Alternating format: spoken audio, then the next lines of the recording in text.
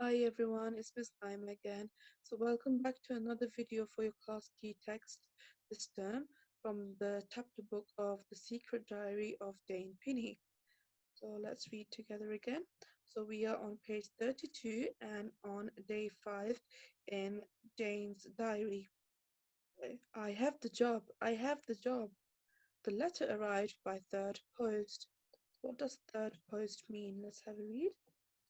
In Victorian times, in some places, post was delivered to houses up to 12 times a day.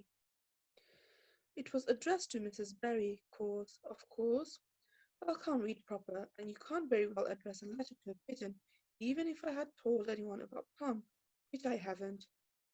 It says that I'm to start as soon as it suits Mrs. Berry.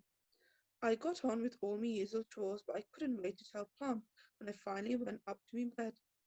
He flew onto my window ledge soon after and tapped on the glass with his beak. In next to no time, I'll be living and working in Lytton House. Day 12. The last 2 days with Mrs. Barry have been busier than ever, cause I've not only been doing all my usual jobs, but I've also been showing Hattie Smith the ropes. Hattie told me a real sad story.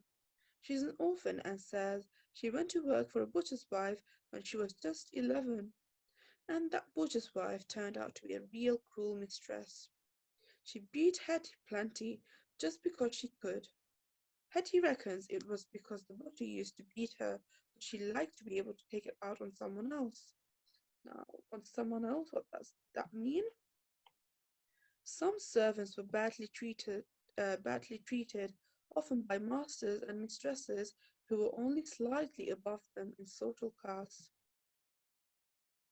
And that someone else was poor little Hetty. She didn't have nowhere to go, and at least she had a roof over her head and some food. But she do look dreadful thin. Does dreadful thin mean? The poor in Victorian Britain were terribly malnourished, and poorly treated servants were amongst them. Hopefully Mrs. Berry and cook will take pity on her now she's got my job. Day 15. This is it. Here I am at Lytton House.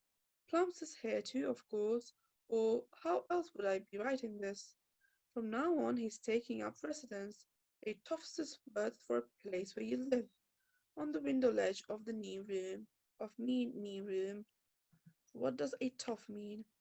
A toff was slang for a rich or upper class person, so another word used to describe rich people.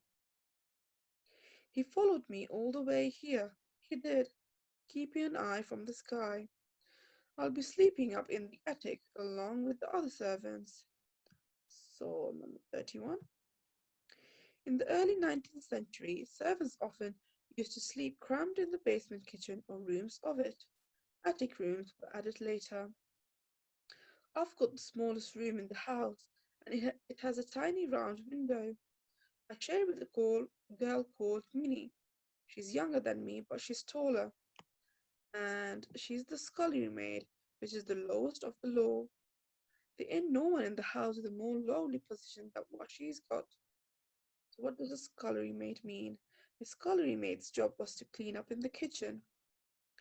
But as Plum says, when you're way down low, the only way is up. Of course, he might have been talking about flying, which is a pigeon thing, like bee cake.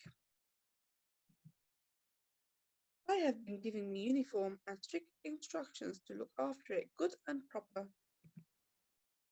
Servants' uniforms weren't properly introduced until the 1850s. Before then, it was obvious who were the masters and mistresses and who were the servants by the quality of their clothes. With cotton imports from India and cheaper manufacturing methods, it was harder to tell them apart on sight. Servants wore uniforms to make them stand out as the lower classes. Okay. I know from working for Mrs. Berry that that's easier said than done. I may have me nice white cap and me nice white pinny, and no jokes about me name, please, but they'll soon get dirty with all the scrubbing and dusting and cleaning and carrying. So why is there a number 34 next to pinny? Let's have a read. So pinny is short for pinafore, another name for a maid's apron, not to be confused with a pinafore dress. So pinny is short for a maid's apron dress, so it's short for pinny. Ash and suit is the worst. It might make more sense to dress us in sacks. Now I'm dressed for me job. I'm getting to know the house. The basement, below stairs, is where all the cooking and washing and such like goes on. And there's the servants' hall, where we has all our meals and meetings and the like. Then there's the ground floor and first floor, which is what Mrs. McNamara calls the Kirby Trust reception rooms, the drawing room, library, study, and such like. On the third floor is the bedrooms and a bathroom like you would not believe. It has a huge tub to bathe in with all sorts of gleaming taps and levers and things I have never laid eyes on in my life.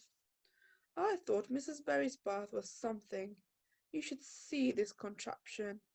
If it were my bathroom, I'd never want to leave it. I'd even have my meals in the bathtub. So that's how huge the bathtub was in the Victorian ages, for in the rich people's houses. Okay, let's move on.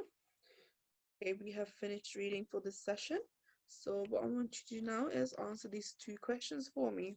So number one is, what's the name of the girl that Jane shared her room with in Lytton House?